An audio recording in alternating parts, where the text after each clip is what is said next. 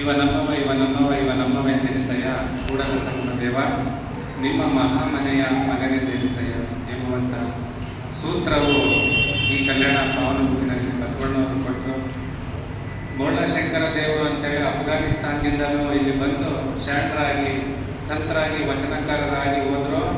ಆ ಬಸವಣ್ಣವರ ಆದರ್ಶ ತತ್ವ ಹಾಗೂ ನಮ್ಮ ಅಹಮದ್ ಪೈಗಂಬರ್ಜಿ ಅವರ ತತ್ವ ಒಂದೇ ಆಗಿದೆ. ಅಂದರೆ ದೇವರು ಒಬ್ಬನೇ ಇದ್ದಾನೆ, ಇಬ್ಬರಿಲ್ಲ, ಇಬ್ಬರು ಮೂವರು ದೇವರಿಲ್ಲ, ಒಬ್ಬನೇ ಅಲ್ಲಾಹನ ಒಬ್ಬನೇ. ಅದಕ್ಕೆ ದೇವರೊಬ್ಬ ನಾಮನಾಲವು ಏನಾದ್ರು ಕರೀರಿ, ಮಹಾದೇವ ಅಂತ ಕರೀರಿ, ಶಂಕರ ಅಂತ ಕರೀರಿ, ಶಿವ ಅಂತ ಕರೀರಿ, ಅಲ್ಲ ಅಂತ ಕರೀರಿ, ಒಬ್ಬನೇ.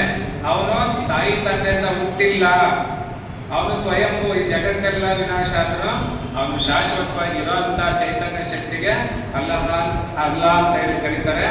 ಅಂತಹ ಕುರಾನ್ ಪ್ರವಚನ ಬಹಳ ಅದ್ಭುತವಾಗಿ ಮೂಡಿ ಬರ್ತಾ ಇದೆ. ಇವತ್ತು ಕರ್ನಾಟಕದಲ್ಲಿ ನಮ್ಮ ಬಸವ ಕಲ್ಯಾಣದಲ್ಲೇ ಬಹಳ ಅದ್ಭುತವಾಗಿ ತುಂಬಾ ಚೆನ್ನಾಗಿ ಅಚ್ಚುಕಟ್ಟಾಗಿ ಭಕ್ತಿಯಿಂದ ಪ್ರೀತಿಯಿಂದ ಆಚರಣೆ ಮಾಡ್ತಿದ್ದಾರೆ. ಅದರಿಂದ 12, 13, 14ನೇ ತಾರೀಕು ಡಿಸೆಂಬರ್ ಅಲ್ಲ ಎಲ್ಲರೂ ಬಂದು ಈ ಬಸವ ತತ್ವದ ಸೂತ್ರ ಈ ವರ್ಷಕಟ್ಟ ಆಯ್ತಲ್ಲ, ಬಸವಣ್ಣವರು ಪ್ರಧಾನಿ ಆಗಿದ್ರು, ಅಲ್ಲಿ ಕುಂತ್ಕೊಂಡು ಎಲ್ಲರಿಗೂ ಸಮಾನತೆಯ ತತ್ವವನ್ನ ಸಾಕ್ತಿದ್ರು. ಜಾತಿ ಭೇದ ಪಂಥ ಸ್ತ್ರೀ ಪುರುಷ ಎಲ್ಲವನ್ನ ತೆಗೆದಾಕಿ ನಾವೆಲ್ಲರೂ ಅಲ್ಲಾಹನ ಮಕ್ಕಳು ಅನ್ನೋ ಸೂತ್ರ ಈ ಪಾವನ ಭೂಮಿನಲ್ಲಿ ಇವತ್ತು 900 ವರ್ಷದ ಹಿಂದೆ ಜರುಗಿದೆ. ಅದರಿಂದ ಅಂತ ತತ್ವ ನಾವೆಲ್ಲರೂ ಅಳವಡಿಸ್ಕೊಳ್ಳೋಣ, ನಾವೆಲ್ಲರೂ ಒಂದಾಗಿರೋಣ. ಇವತ್ತು ರಾಜಕಾರಣಿಗಳು ತಮ್ಮ ಬೇಳೆ ಬೇಯಿಸ್ಕೊಳ್ಳೋ ಸಲುವಾಗಿ ಏನ್ ಮಾಡ್ತಾರೆ, ಏನೋ ಎತ್ತು ಕಟ್ತಾರೆ, ನಾವು ಗಣಪತಿಗೆ ಹೆಸರು ಹೊಡಿತೀವಿ, ನಾವು ಇದಂತೀವಿ, ಅದೆಲ್ಲ ಸುಳ್ಳು. ಯಾಕಂದ್ರೆ ನಮ್ಮನ್ನ ನಾವು ಚೆನ್ನಾಗಿದ್ದೀವಿ. ಮತ್ತೆ ತಿರ್ಗ ರಾಜಕಾರಣಿ ಎಲೆಕ್ಷನ್ ಟೈಮ್ನಲ್ಲಿ ಜಾತಿ ಮತ ಪಂಥ ಅಂತೇಳಿ ಭೇದ ಮಾಡಿ ನಮ್ಮನ್ನ ಏನ್ ಮಾಡ್ತಿದ್ದಾರೆ, ಒಡಾಡೋ ತರ ಮಾಡ್ತಿದ್ದಾರೆ. ಅದಕ್ಕೆ ನಾವು ಯಾವ ಪಕ್ಷಪಾತನೂ ಅಲ್ಲ. ಮಾನವ ಕುಲ ಕೋಟಿಗೆ ಯಾರು ಏಳಿಗೆಯನ್ನ ಬಯಸ್ತಾರೆ. ಈ ಜಗತ್ತೆಲ್ಲ ಮಹಾಮನೆ, ಅಲ್ಲಾಹನ ಮನೆ, ಅದರೊಳಗೆ ನಾವು ವಾಸ ಮಾಡ್ತೀವಿ, ನಾವೆಲ್ಲ ಒಂದೇ ಎಂಬುವಂತ ಸೂತ್ರವನ್ನ ಯಾವ ಪಕ್ಷ ಕೊಡುತ್ತೆ ಅದಕ್ಕೆ ನಮ್ಮ ಬೆಂಬಲ. ಗೊತ್ತಾಯ್ತರ? ಅದರಿಂದ ನಾವು ಏಕದೇವೋಪಾಸನೆ ಬಹು ದೇವೋಪಾಸನೆಯನ್ನ ಬಸವಾದಿ ಶರಣರು ಖಂಡಿಸ್ತಾರೆ.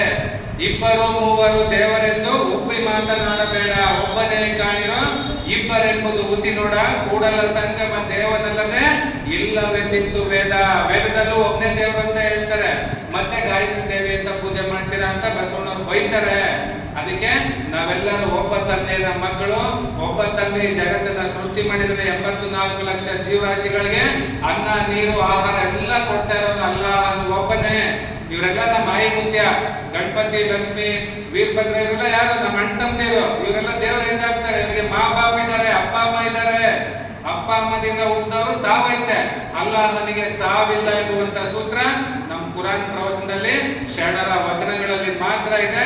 ಅದಕ್ಕೆ ಈ ಕುರಾನ್ ವಚನಗಳಿಗೆ ಎಲ್ಲಿ ಚ್ಯುತಿ ಬರುತ್ತೆ ನಾವು ಹೋರಾಟ ಮಾಡಲಿಕ್ಕೆ ನಾವೆಲ್ಲರೂ ಸಿದ್ಧರಾಗೋಣ ಅಂತ ಹೇಳ್ತಾ, ನಮ್ಮೆಲ್ಲ ಮುಸಲ್ಮಾನ್ ಬಾಂಧವರಿಗೆ ನನ್ನ ಹೃದಯ ತುಂಬಿ ನಮ್ಮ ಬಸವ ತತ್ವದ ಎಲ್ಲ ಶರಣರ ಪರವಾಗಿ ಅಭಿನಂದನೆಗಳನ್ನು ಶರಣಾರ್ಥಿಗಳನ್ನ ಸಲ್ಲಿಸ್ತಾ ನನ್ನೆಲ್ಲ ಸ್ನೇಹಿತರನ್ನು ನಾನು ಕರ್ಕೊಂಡು ಬರ್ತೀನಿ ಕುರಾನ್ ಪ್ರವಚನಕ್ಕೆ ಅಂತ ಹೇಳ್ತೇನೆ.